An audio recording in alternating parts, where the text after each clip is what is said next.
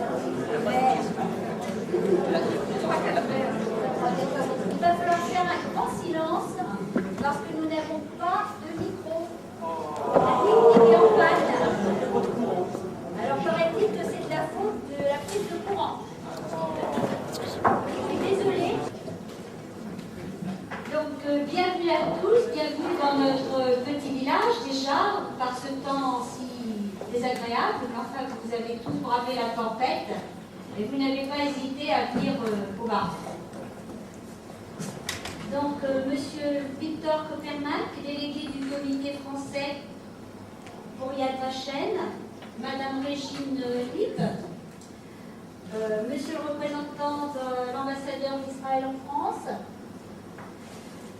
Monsieur Serge Klarsfeld, président de l'association Les filles et fils des déportés juifs de France, qui est derrière moi, voilà, les enfants d'André et Raymond Poulain, chers amis.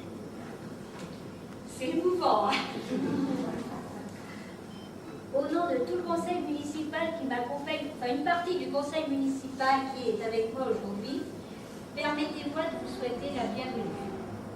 Cette remise de médaille, plus de 60 ans après les faits, oblige à se restituer dans le temps et à prendre en compte une période sombre de l'histoire. Après un exode traumatisant, la vie avait repris son cours. Mais dans la mémoire collective, il faut remonter à 1870 pour avoir rencontré des troupes étrangères occuper le village et y commettre des exactions.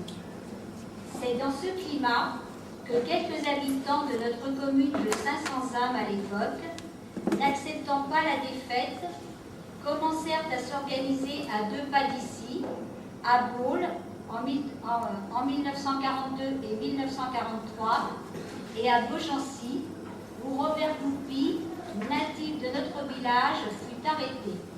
Il décédera à Dora. C'est dans ces circonstances difficiles que M. et Mme Poulain accueilleront Mme Klarsfeld et ses 3 enfants en bas âge. Albert, qui avait 9 ans, Régine avait 5 ans, et la petite Ida avait quelques mois. Essayons de nous remettre dans le contexte de l'époque. Le logement était exigu et mal agencé, comme la plupart des habitations de l'époque, et la famille comprenait déjà 4 enfants. Les troupes allemandes, à la recherche de ravitaillement dans les fermes, pouvaient à tout moment s'interroger sur la composition d'une famille, plus nombreuse qu'à l'habitude. Et puis, on vivait dans un climat de suspicion permanente et de délation. Le climat et les polémiques d'entre les deux guerres n'avaient pas favorisé la sérénité des esprits. Enfin, il fallait intervenir très vite. André et Raymond Poulain ne se sont pas posés de questions. Ils ont agi avec désintéressement, malgré les risques encourus par tous. Ils sont toujours restés discrets sur cet épisode, même après la libération. Et à titre personnel, mes parents ne m'ont jamais relaté cette histoire, alors que nous habitions à quelques centaines de mètres de la ferme. Était-il au courant? Cette question restera sans réponse. Plus tard, la famille était hébergée dans un petit logement et grâce à la complicité de Madame Marguerite, sage-femme, la petite Simone a vu le jour le 5 juin 1944 dans la clandestinité et sous un faux nom. D'autres enfants furent cachés dans la région. Par quelques filières, des zones d'ombre subsistent encore. Maintenant, je vous passe la parole.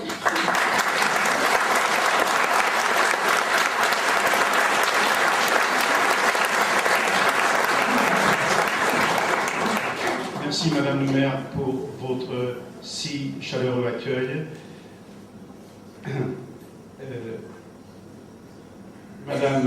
Madame Lieb Bratzstein et sa famille, la famille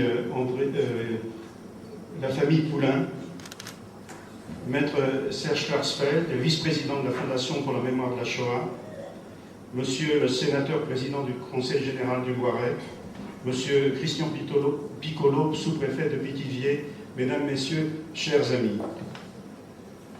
Créé par une loi du Parlement israélien en 1953, le mémorial Yad Vashem, situé sur la colline du Souvenir à Jérusalem, a pour but de perpétuer la mémoire des 6 millions de Juifs qui ont péri en martyrs, assassinés par les nazis et leurs complices, et l'héroïsme des combattants des maquis de la résistance et de ceux qui, assiégés dans les ghettos, ont déclenché une révolte sans espoir pour sauver l'honneur de leur peuple.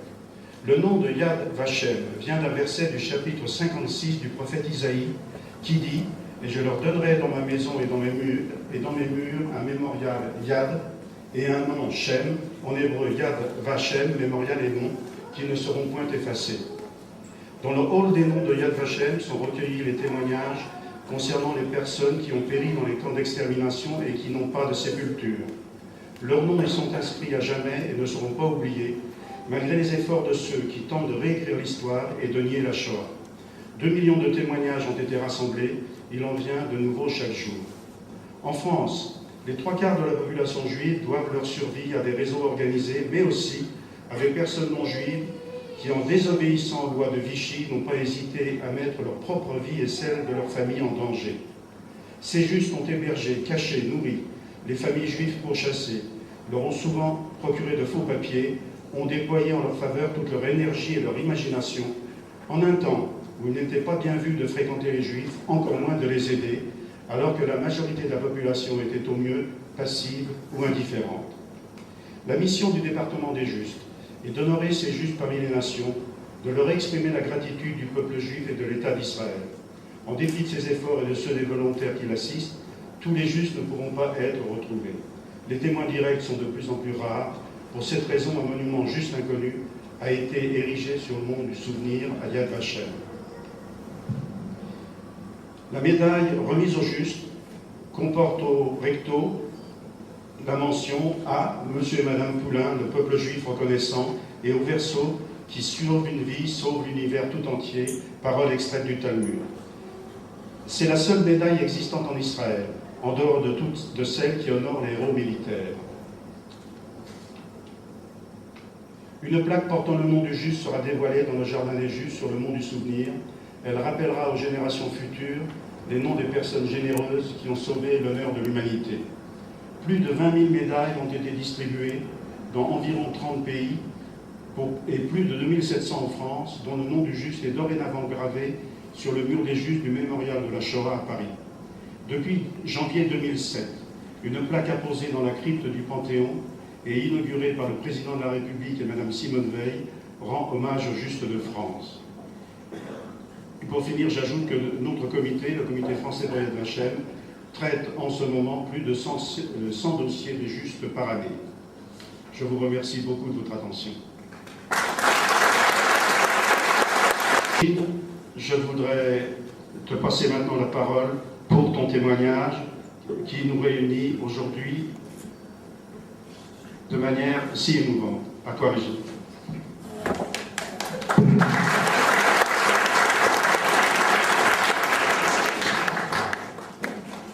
Madame Langlois, maire du Bardon, Monsieur Christian Piccolo, sous-préfet du Loiret, Monsieur Aurel Barrel, conseiller aux affaires économiques et scientifiques de l'État d'Israël, Monsieur Serge Brouard, je pense qu'il doit vous revenir, peut-être est-il déjà arrivé, Monsieur Éric Deligé, sénateur et président du Conseil général, Mesdames, Messieurs les élus, chers Béat et Serge Klatzfeld, chers amis, chers enfants et petits-enfants.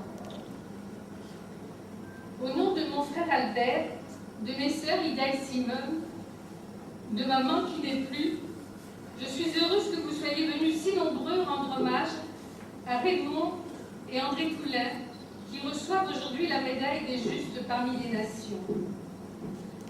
Nous avons conscience que nous devons la vie à une chaîne de braves gens.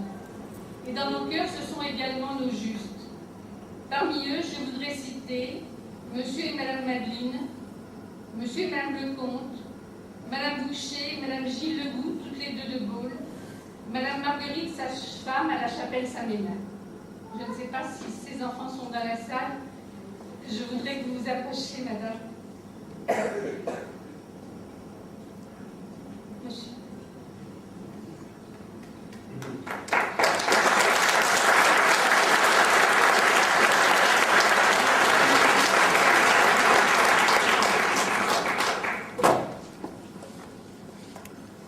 Venant de Pologne, nos grands-parents maternels sont arrivés très tôt en France, puisqu'ils étaient là en 1920.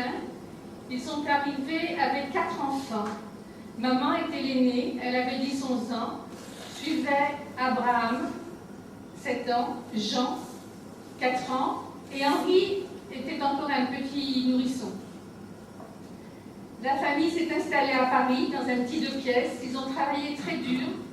Et mon grand-père était vernisseur, tourneur. Il faisait des meubles au vernis au tampon. Il travaillait très très dur, mais il était heureux d'être en France. Et ses enfants étaient aussi, ils aimaient la France. Ils sont vite devenus de brillants écoliers. Et c'était pour eux vraiment une joie d'être en France. Notre père, Nachenia, dit Nathan, était lui aussi de Pologne. Il était le deuxième d'une famille de 5 enfants, 3 garçons, 2 filles. Tous étaient nés à Varsovie où la famille vivait très modestement.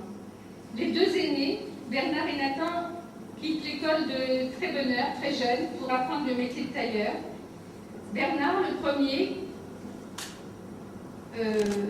quitte Varsovie pour se rendre à Paris, bientôt rejoint par notre père Nathan, qui n'avait alors que 17 ans.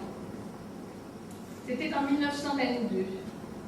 Nathan s'installe à Livry-Gargan, jolie ville de banlieue de Paris, où beaucoup de jeunes juifs immigrés de Pologne se sont regroupés, fuyant comme eux la misère, l'antisémitisme et les pogroms. Bernard et Nathan sont très doués. Ils travaillent pour des grandes maisons de couture. Ils veulent réussir et ne ménagent pas leur peine tout en apprenant le français. Notre père aimait beaucoup la littérature et l'histoire de France le passionnait. Ils sont bientôt rejoints par Salomon et un peu plus tard par Bélal, l'aîné des filles. Seule Cécile, la plus jeune des sœurs, est restée à Varsovie près de ses parents qui avaient besoin d'elle. Mais à Paris, dans les années entre 1925 et 1935, tous travaillent, étudient, font du sport et se marient. Nos parents se marient au mois d'août 1930. Suivent pour eux 7 ans de vrai bonheur.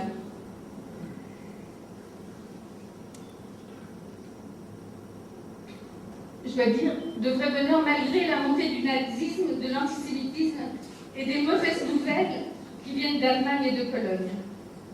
Notre père travaille toujours pour les grandes maisons de couture, mais en plus nos parents se sont installés dans un petit magasin, ce qui permet à papa de faire du sur-mesure pour une clientèle féminine qui vient parfois de très loin pour profiter de ses talents. Leur premier enfant, Maurice, vient au monde le 17 février 1932, suit Albert, qui est là, le 13 septembre 1934. Malheureusement, l'année 37 est catastrophique. Maurice décède d'une pleurésie fulgurante le jour de ses 5 ans. Puis, c'est le frère de maman, Abraham, 24 ans, qui est victime d'un accident alors qu'il termine son service militaire à Nancy et décède à l'hôpital de Nancy. Le troisième enfant, Régine, je viens au monde en avril 1938. Juste avant la guerre, la famille emménage de notre ville dans le 10e, où papa compte bien agrandir sa clientèle. Mais la guerre éclate. Les nazis envahissent la France. Pétain signe l'armistice et décrète bientôt les lois scélérates anti-juives. Puis vient le temps des rafles. Habitant le 11e, Jean et Henri, les jeunes frères de maman, font partie des jeunes juifs arrêtés lors de la rafle du 11e du 20 août 1941 et internés à Drancy dans des conditions inhumaines. Puis viennent les déportations. Henri sera déporté par le premier convoi du 27 mars 1942 pour une destination inconnue, comme on disait alors. Jean suivra le 22 juin 1942 par le troisième convoi, destination Auschwitz. Ce n'est que 36 ans plus tard, lorsque Serge Klarsfeld fera paraître son mémorial de la déportation des Juifs de France, que nous apprendrons tous ces détails. Merci Serge. Le 7 juin 1942, c'est le port obligatoire de l'étoile jaune.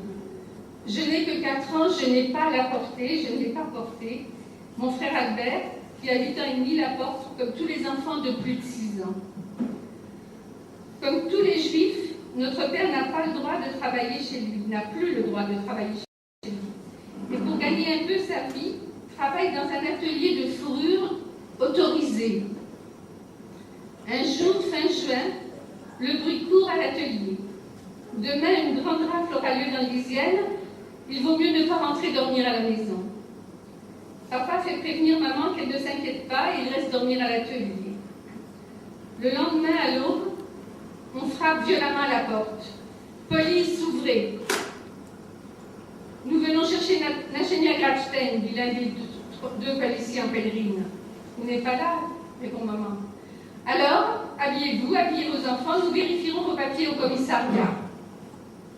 Maman se sent mal. Elle est enceinte de 6 mois de ma sœur Ida et elle est déjà assez forte. Non, dit le troisième policier qui était en civil. Nous n'arrêtons pas encore les femmes enceintes et les enfants. C'était fin juin. Et ils partent. Était-ce un brave homme qui voulait nous prévenir? Nous ne saurons jamais.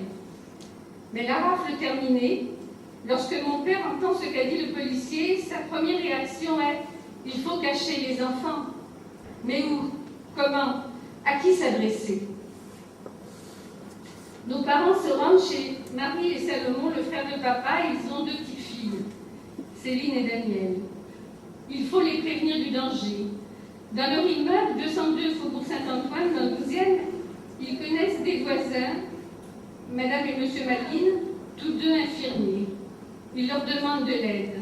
Et sans hésiter, ce couple nous a réellement sauvé la vie une première fois en nous emmenant dès le lendemain dans la Sarthe, chez des gens qu'il connaissait, un couple d'agriculteurs, monsieur et madame Lecomte. Malheureusement, malgré les supplications de mes parents et de monsieur et madame Madeleine, ma tante Marie ne voulait pas partir, ni se séparer de ses enfants. Elle ne croyait pas au danger. Toute sa famille sera arrêtée lors de la rafle du Veldiv le 16 juillet 1942 et tous déportés sans retour. Céline avait 6 ans et Daniel 3 ans. Cela nous serait certainement arrivé aussi. Ma sœur Ida est née le 15 septembre 1942 à l'hôpital Rothschild, à Paris. Vers la fin octobre 1942, Madame Madeleine est revenue nous chercher dans la Sarthe. Nous sommes restés quelques jours à Paris avec nos parents. C'était l'automne. Nous avions beaucoup grandi. Et papa en a profité pour nous fabriquer 2 magnifiques ensembles bien chauds. Il nous a amenés chez le photographe avant de nous accompagner chez Madame Madeleine. Sur le chemin, il racontait à mon frère l'histoire des 3 glorieuses, ce qui ne me passionnait pas du tout. Et pour me rendre intéressante, je rouspétais parce que ma tartine était beurrée. Excédé, mais gentiment, papa l'a retournée, m'a embrassée et m'a dit « Voilà, il y a plus de beurre ». Je m'en veux encore d'avoir été si désagréable avec lui. Je ne pouvais pas savoir que c'était la dernière fois que je le voyais. Et ce souvenir, ce flash, m'obsède encore plus de 60 ans après. Nous sommes repartis avec Madame Madeleine dans le Loiret à Baule. Madame Madeleine nous a expliqué, surtout à mon frère qui savait lire et écrire. À partir de maintenant, vous vous appelez Graten. Toi, Albert Graten, et toi, Paulette Graten. À l'époque, on m'appelait Paulette de mon 2e prénom. Madame Boucher était nourrice à Baule. Nous étions au moins 7 enfants juifs cachés chez elle. À cette époque, il était très difficile de trouver de la nourriture et nous avions souvent très faim. Il faisait froid cet hiver-là et la maison était difficile à chauffer. Nous n'étions pas vraiment malheureux, mais nos parents nous manquaient tellement. Heureusement, il y avait l'école. Un jour, vers la fin de l'année 43, presque un an plus tard, une carriole, tirée par un cheval, s'arrête dans la cour et, quelle émotion, maman est là, devant nous, maman amenée par M. Poulain. Quel bonheur! Maman était cachée dans la famille Poulain au chaussée depuis quelque temps déjà. Elle aidait Mme Poulain qui avait 4 enfants aux travaux de la maison et de la cuisine. Madame Madeleine lui avait trouvé cette cachette dans la même région que nous. Baule et Le Bardon sont 2 villages voisins. De même, elle avait trouvé une nourrice dans une ferme proche qui gardait notre petite sœur Ida. Je n'ai plus le souvenir de l'adresse. Raymond et André Poulain étaient agriculteurs. Ils travaillaient dur.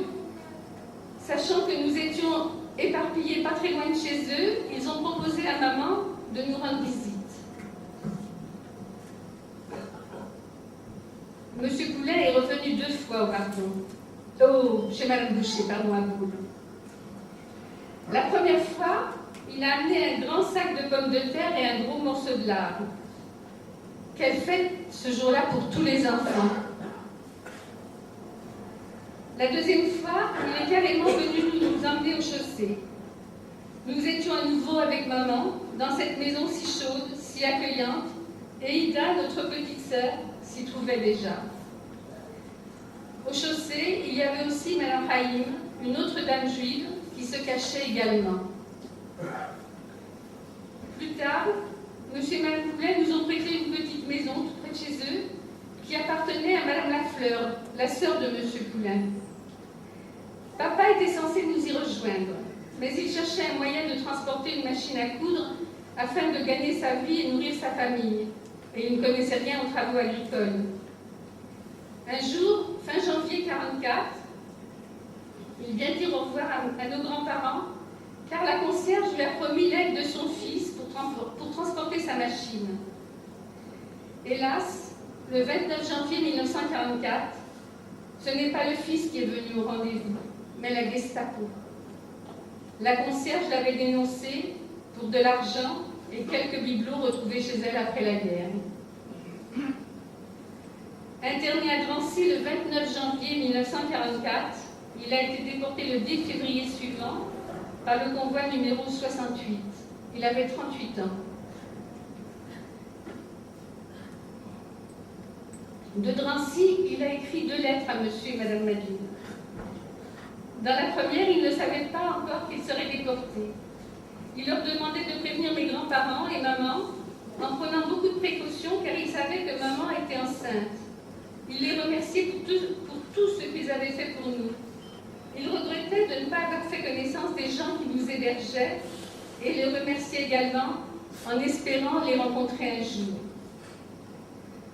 Dans la deuxième lettre, datée du 8 février 1944, il sait qu'il va être déporté le matin du 10.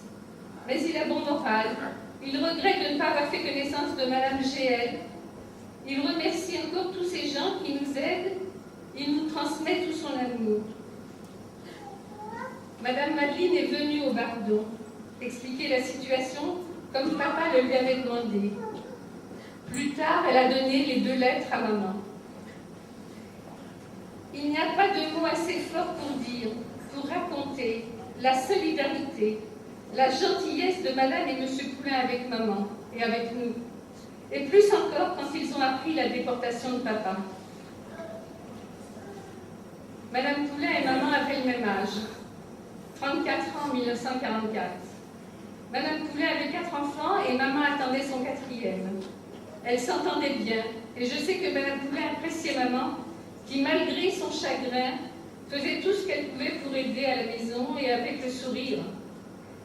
Elles avaient beaucoup de points communs. L'amour des enfants, le courage, la pudeur des sentiments, la discrétion. Monsieur Poulain était aussi la gentillesse et la bonhomie même. Nous, les enfants, nous nous entendions bien aussi. L'aîné Guy était en pension. Il ne rentrait qu'en fin de semaine. Jean-Marie et mon frère ne se quittaient pas pour aller à l'école, au catéchisme ou pour jouer.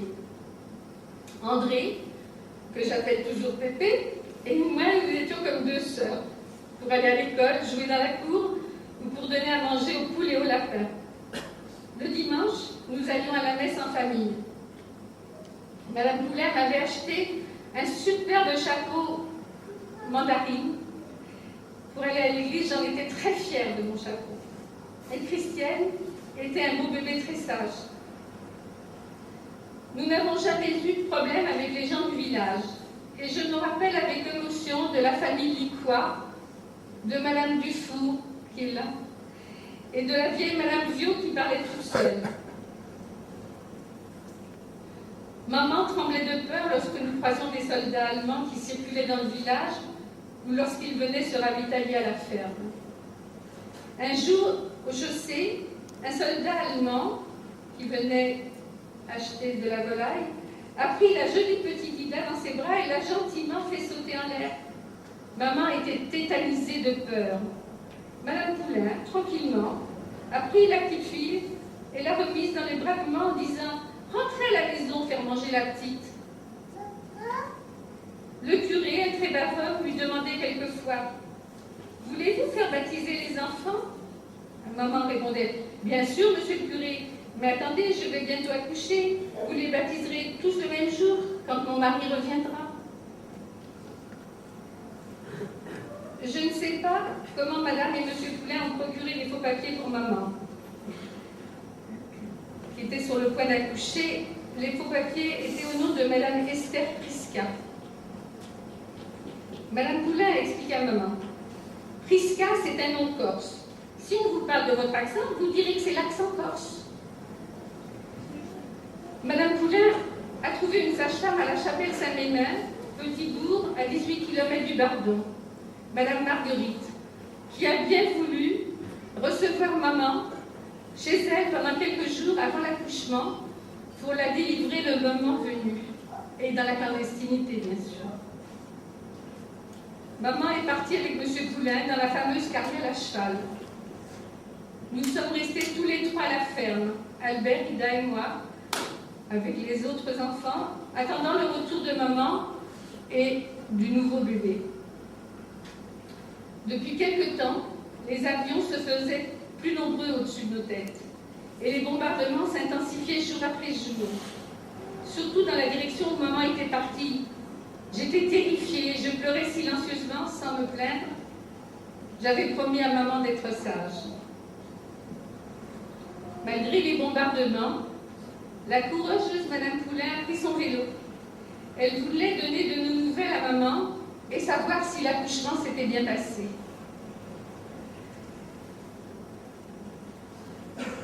Simone est née le 5 juin 1944 et non pas le 15 comme sur l'invitation, sous le nom de Simone Alice Prisca. 4 mois après la déportation de papa, qu'elle n'a donc jamais connue. Elle pesait à peine 3 livres et demi. Elle est née dans le bruit des bombardements des Alliés qui pilonnaient sans cesse le réseau ferroviaire, en particulier la gare des Aubrais et toute la région d'Orléans. Le lendemain, c'était le débarquement. Puis, maman est revenue au Bardon avec le bébé Simone.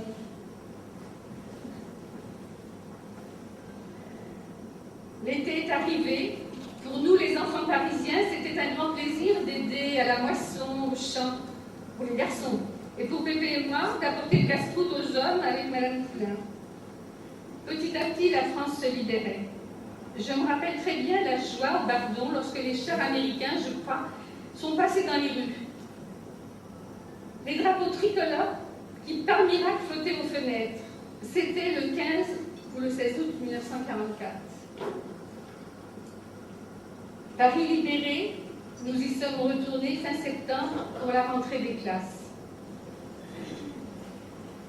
Nous nous sommes retrouvés à 7 personnes, dont un bébé, dans un petit 2 pièces.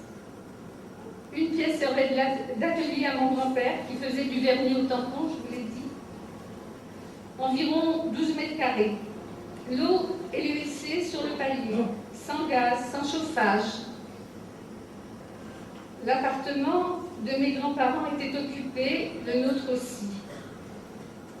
Puis a commencé l'attente du retour de nos déportés. Les démarches au Lutetia et à la Croix-Rouge. Hélas, aucun membre de notre famille déporté de France ou de Pologne n'a survécu à Auschwitz. Maman était complètement démunie avec 4 enfants à nourrir. Seul mon grand-père subvenait à nos besoins. Et là encore, Madame et Monsieur Poulain ont été formidables. Ils écrivaient à maman pour la soutenir, pour lui demander de nos nouvelles. Et régulièrement, nous recevions un colis, un poulet, un canard. Et croyez-moi, la libération, ça représentait beaucoup. Et ça faisait vraiment notre bonheur. Pour notre famille, pour maman surtout, l'après-guerre a été terriblement difficile. Peu de livres, peu de films racontent le calvaire, la tragédie de ces femmes restées seules, avec des enfants en bas âge, sans ressources, sans logement, sans aide matérielle et encore moins psychologique, attendant vainement, jour après jour, leur époux, leurs parents, leurs enfants, leurs frères et sœurs. Et pour maman, l'attente a duré toute sa vie. Elle est décédée le 3 mars 1991 en appelant son amour son attente. Pourtant, toujours elle nous parlait de la chance qu'elle avait eue dans son malheur de rencontrer des gens comme la famille Poulain, qui nous ont réellement sauvé la vie, uniquement parce qu'il fallait le faire, parce que ça allait de soi, parce que pour eux, c'était normal. Sans eux, nous ne serions certainement pas là. Notre Père ne saura jamais que grâce à ces justes, il a aujourd'hui 9 petits-enfants et 10 arrière-petits-enfants, et j'espère que ce n'est pas fini. Notre famille leur en sera éternellement reconnaissante. J'aimerais pour finir que mes enfants, les enfants, se joignent à moi maintenant.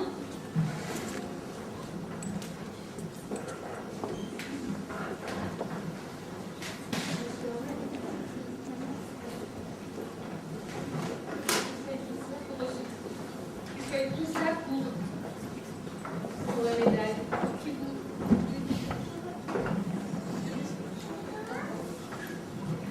Norbert, le fils d'Albert. Mesdames et messieurs, bonjour. Je m'appelle Norbert Ratstein. Je voulais tous vous remercier d'être venus ici.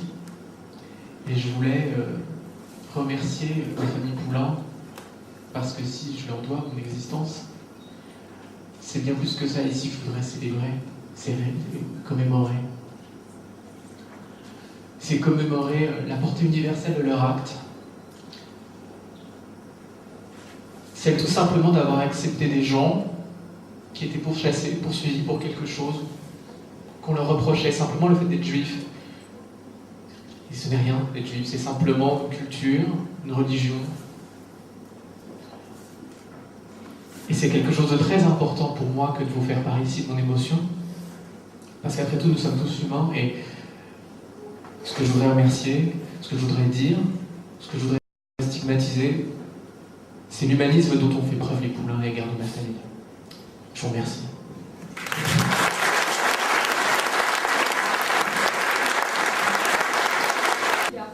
Et ma sœur Barbara, pardon, excusez-moi, mais donc, nous sommes les filles de Isa Ratstein. Nous avons aussi un frère, Cyril, qui a 4 enfants, et qui est marié à Ariel. Les noms de ses enfants sont David, Tom, Dylan et Thèse. Nous sommes très émus d'être parmi vous aujourd'hui pour rendre hommage à monsieur et madame Poulain. C'est grâce à leur courage et à leur volonté de sauver notre famille qu'on est là. Sans eux, nous ne serions pas là. Jamais nous ne vous oublierons.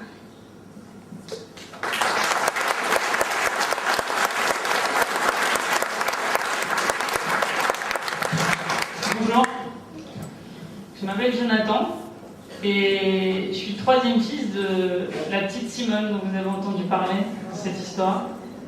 Le premier fils étant Jean-Laurent et le deuxième, Nicolas. La petite Simone que vous voyez là, elle a pu voir le jour parce qu'un jour, monsieur et madame Poulain ont protégé et soutenu ma grand-mère. Qu'aujourd'hui, je voudrais tout simplement, et du plus profond de notre cœur, vous dire merci. Simplement pour dire, moi je suis frère aîné, la tradition orale chez nous, c'est pas un vain mot, et mon fils et mes enfants et les enfants de mes frères, je pense, en entendront beaucoup parler de ces parents Poulain. Merci.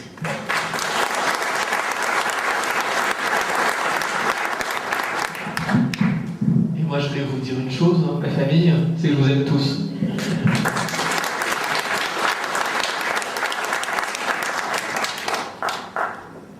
Je voulais simplement dire que tous les enfants et petits-enfants d'Esther sont là, sauf Cyril, et comme l'a rappelé Sophie. Et s'il n'est pas là, c'est qu'il vit actuellement à Miami avec ses 4 enfants, mais il vous salue et il pense beaucoup à nous en ce moment.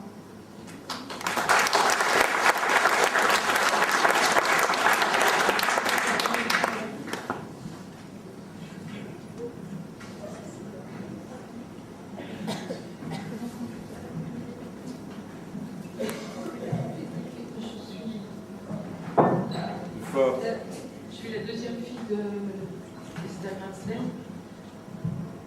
Je suis bouleversée d'être ici parmi vous. Je veux remercier bien sûr monsieur et madame Poulain et puis tout ce village qui a aidé à nous sauver.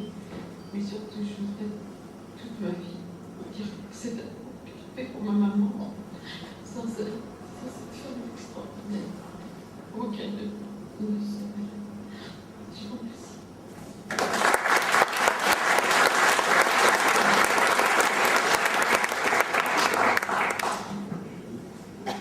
Famille, cet instant d'émotion si fort, et je voudrais donner la parole maintenant à M. Oren Barel, conseiller auprès de l'ambassadeur d'Israël en France, qui, à l'issue de son allocution, remettra la médaille des justes à M. Guy Boule. Oren, s'il vous plaît.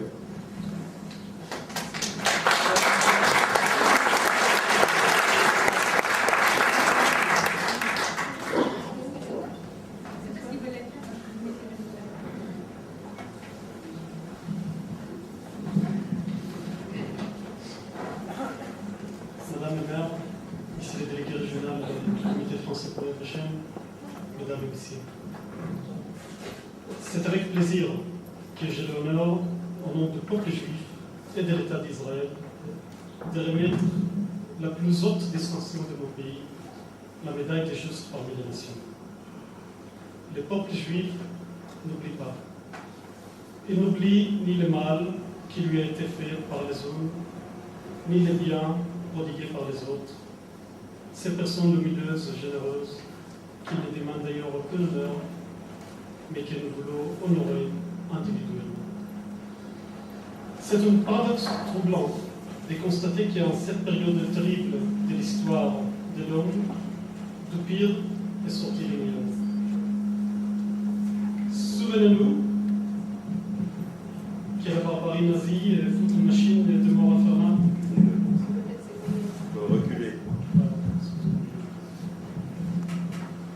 Souvenez-nous que la barbarie nazie fout une machine de mort infernale, minutieuse et exécutive, qui ne laisse rien au hasard. Les Juifs, d'abord mis au banc de la société, sont ensuite fichés, marqués, puis rapidement pourchassés et persécutés.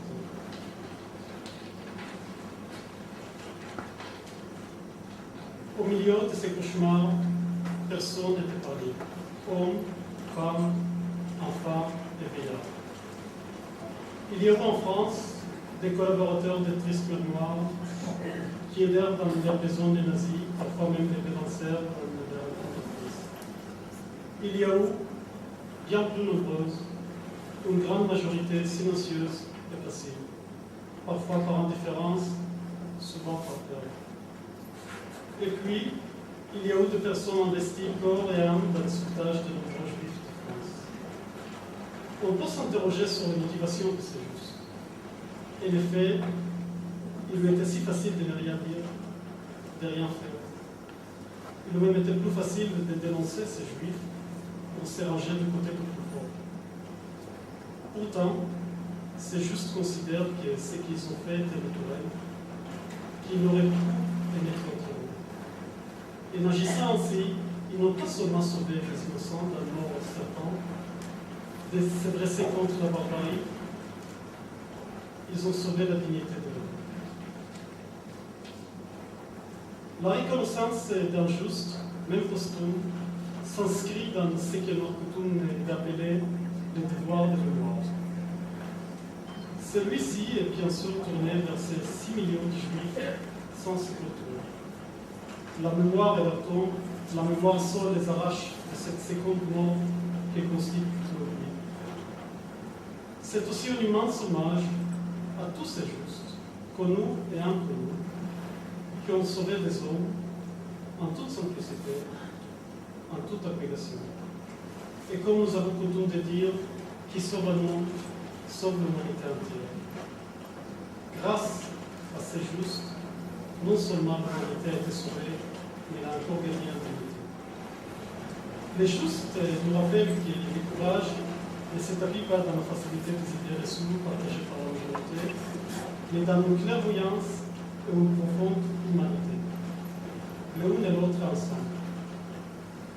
Ces justes sont pour nous, pour les nations du monde et pour toujours, les meilleurs de l'humanité. Je veux vous redire ici toute notre gratitude. La mienne, bien sûr, celle du peuple juif et celle de l'État d'Israël. Nous sommes extrêmement fiers d'eux. Nous leur sommes jamais reconnaissants de ce qu'ils ont accompli au péril de leur vie, de ce qui les honore et honore l'humanité tout entière, et qui nous donne encore la force de croire en cette humanité. Merci à eux.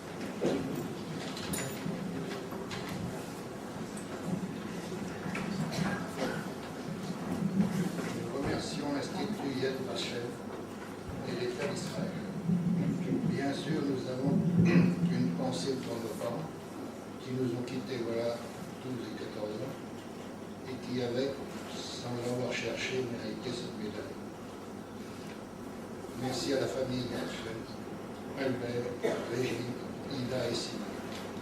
Un grand merci à Régine qui s'est beaucoup investie de cette cérémonie ait lieu et que nous soyons réunis aujourd'hui. Nous excusons Jean-Marie qui a été reconnu pour l'engagement pris depuis longtemps. Nous conservons précieusement ce diplôme afin que notre descendance garde en mémoire les souvenirs et surtout les faits et gestes de leurs aînés. Merci.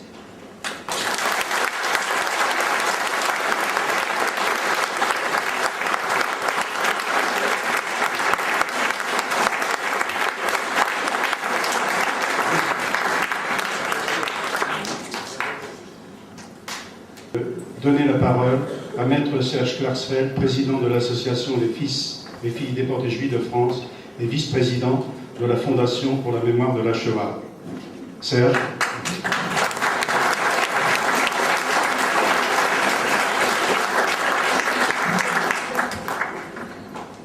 Chère famille Gradstein, chère famille Poulain, qui a préservé les Gradstein et qui nous a permis d'être leurs amis très proches.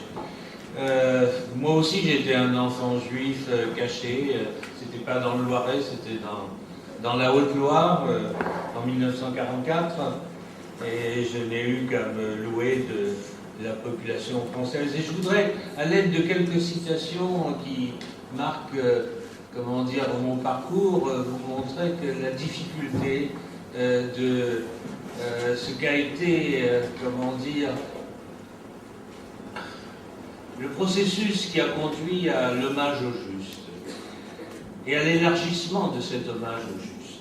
En 1900, bon, nous avons fait condamner les criminels allemands dans les années 70. Nous avons publié la liste de ceux qui ont péri, parce que la Shoah, c'est d'abord ceux qui ont péri, et donc le mémorial de la déportation des Juifs de France s'imposait. Et nous n'avons pas oublié non plus le devoir de reconnaissance.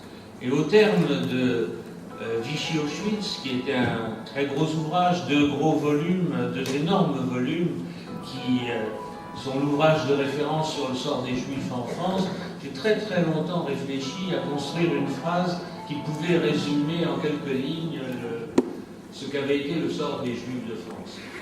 Et cette ligne, enfin ce paragraphe, qui est le dernier paragraphe de Vichy-Auschwitz, je l'ai entendu ensuite dans la bouche des présidents de la République, des premiers ministres, parce que c'est véritablement, je crois, le fruit d'une très intense réflexion et le fruit de la vérité historique. Je vous le cite, « Les Juifs de France garderont toujours en mémoire que si le régime de Vichy a abouti à une faillite morale et s'est déshonoré en contribuant efficacement à la perte d'un quart de la population juive de ce pays, les trois quarts restants doivent essentiellement leur survie à la sympathie sincère de l'ensemble des Français, ainsi qu'à leur solidarité agissante à partir du moment où ils comprirent que les familles juives tombées entre les mains des Allemands étaient vouées à la mort. » Ça, c'était en 1983. En 1995, dans un article qui s'appelle « Savoir aussi dire merci », et dans le Nouvel Observateur, on me posait une question. À Jérusalem, depuis 1953, il existe un institut consacré à l'étude de la Shoah, Yad Vashem. On y a ouvert un département des justes. Quelle place occupent les Français dans ce panthéon? Et je répondais, une place moins importante qu'ils ne le méritent. Depuis 7 ou 8 ans en Israël, on nous fait remarquer que le nombre de médailles demandées par les Juifs de France pour les justes de France ne reflète pas la réalité. Nous avons mené de grandes actions pédagogiques, fourni un travail gigantesque sur l'histoire, afin que quelqu'un comme René Raymond ne puisse plus dire que Vichy ne savait pas. Maintenant que le vide de la connaissance a été comblé, il y a place pour la reconnaissance. C'est bien qu'on dise merci. Et on m'a dit également comme question, avez-vous eu à faire face à des réactions hostiles chez les Juifs qui ont souffert de la déportation, puisque dans votre livre Vichy-Auschwitz, vous rendez hommage aux justes français.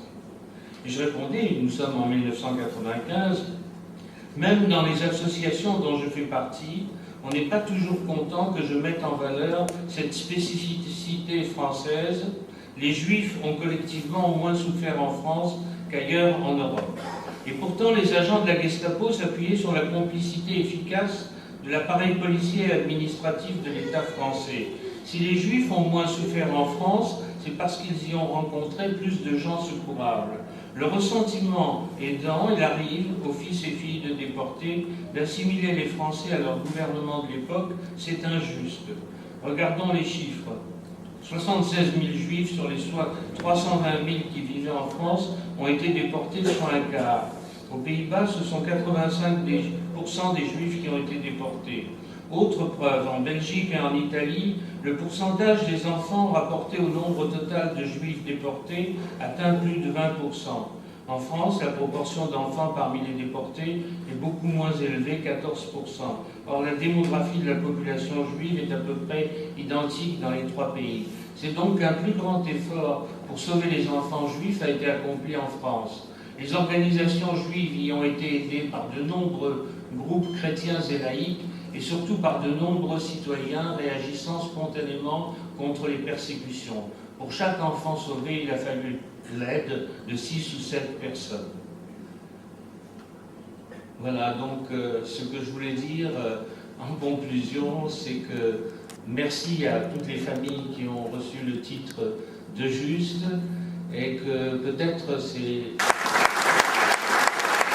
Oui, au rang d'officier de la Légion d'honneur très récemment.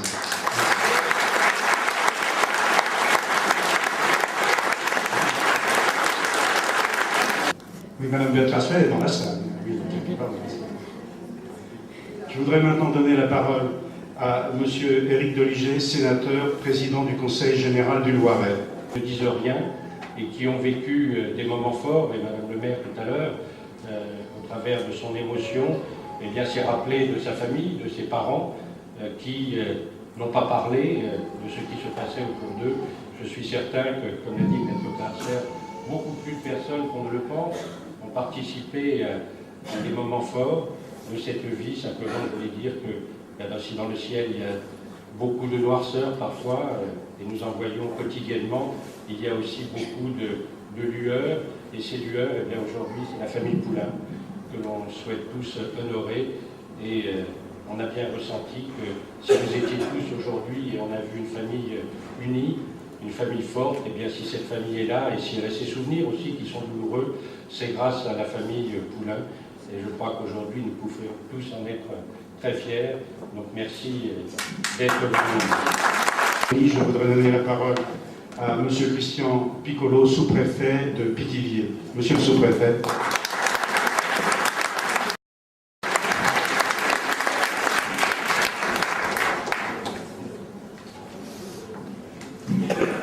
Monsieur l'ambassadeur, monsieur le sénateur, madame le maire, mesdames, messieurs, je voudrais aujourd'hui saluer au nom du préfet du Loiret la famille Poulain. Dire aussi mon admiration parce qu'elle compte des justes qui, par leur solidarité et leur complicité active, émus par l'affirmation d'un attachement profond à une certaine idée de l'homme, loin de toute ambition et dictés par leur seule humanité, ont sauvé leur prochain. Ce faisant, ils ont également sauvé l'honneur de la nation française. Je sais que l'évocation de cette réalité historique, particulièrement dans ce département, blesse notre mémoire. Mais elle nous convie à un travail exigeant, difficile, pénible parfois, sur la mémoire, mais qui protège l'avenir des errements du passé. C'est ce qu'écrivait Simone Veil. Il faut saluer les efforts consentis depuis près de 15 ans et l'unanimité du Parlement français qui, en 2000, a décidé d'instituer la journée de commémoration des victimes des crimes racistes et antisémites de l'État français. En reconnaissant les justes, votre État, Monsieur l'Ambassadeur, fait surgir la lueur d'espoir apportée par tous ceux qui ont refusé d'abdiquer leurs valeurs et refusé l'indifférence. C'est dévoiler la capacité de l'homme à faire le choix du bien. Je rends hommage à la générosité, à la solidarité, à la complicité courageuse dont a fait preuve la famille Poulain, permettant au plus fort de la tourmente de sauver la famille Grage.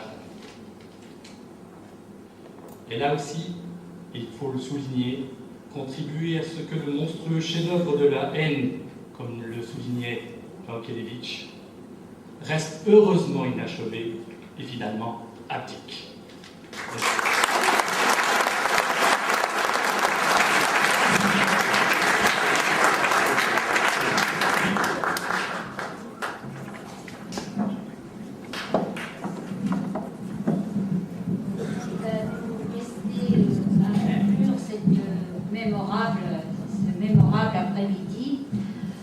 J'ai été ravie de rencontrer la famille Garstein.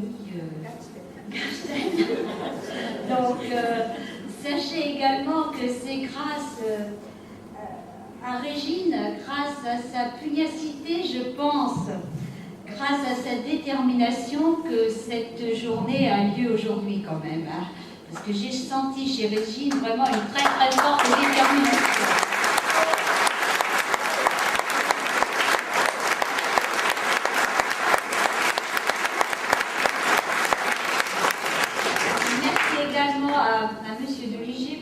De nous avoir accompagnés. Merci également à Monsieur le sous-préfet d'être venu jusqu'à nous. Et puis, je tenais à dire que les enfants, les petits-enfants et les arrière-petits-enfants de Raymond et d'André peuvent être fiers.